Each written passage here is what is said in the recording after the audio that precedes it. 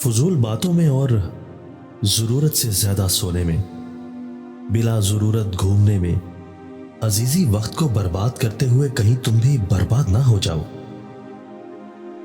لائقوں کو دوستوں کی کیا کمی، اہل سخن کو زیور سے کیا زیبائش، اہل ہنر کو دولت کی کیا ضرورت، اور موذیوں کو مزے میں کیا نقصان۔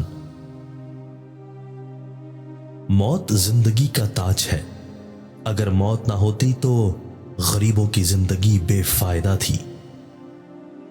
متقی لوگ ریاضت کا بوجھ اٹھاتے ہیں اور صابر ہوتے ہیں۔ دنیا میں اگر کوئی محنت کا قدرداں ہوتا تو گدھا سب سے زیادہ قابل قدر ہوتا۔ نصف عمر امیدوں کو پالنے اور بقیہ نصف نامرادی کے ماتم میں کٹ جاتی ہے۔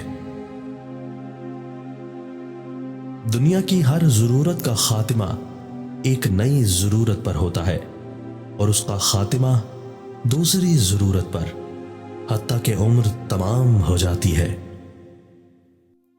جاہل کے خیال اور عمل میں بے کم ہی وقفہ ہوتا ہے۔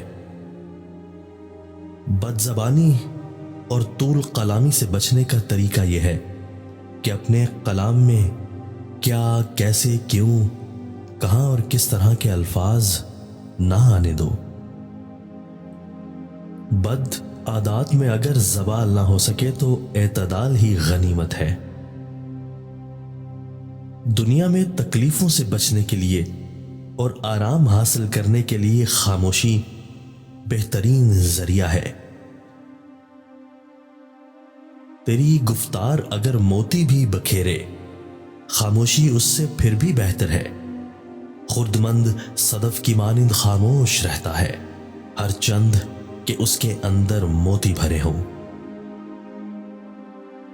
موٹاپے کو کم کرنا ہے تو میری دو باتوں پر عمل کرو۔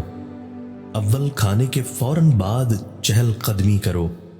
دوم، صبح اٹھ کر روز تھوڑا ناریل کھا لیا کرو۔ جس طرح شبنم سے کنواں بھر سکتا ہے، اسی طرح حریصوں کی آنکھ کا کاسا نعمت دنیا سے نہیں بھر سکتا۔ دنیا میں بغیر سختی کے کامیابی مشکل ہے، پتھر میں سے آگ نکالنا لوہے ہی کا کام ہے۔ گوشت پوست کی زیادتی سے ہی اگر تو اپنا شرف امتیاز چاہتا ہے تو بیل اور گدھے تجھ سے اس شرف میں زیادہ ممتاز ہیں۔ خداوند کریم کے در پر ساکن ہو کر بے خانہ بن، شمع کا دعویٰ نہ کر بلکہ پروانہ بن۔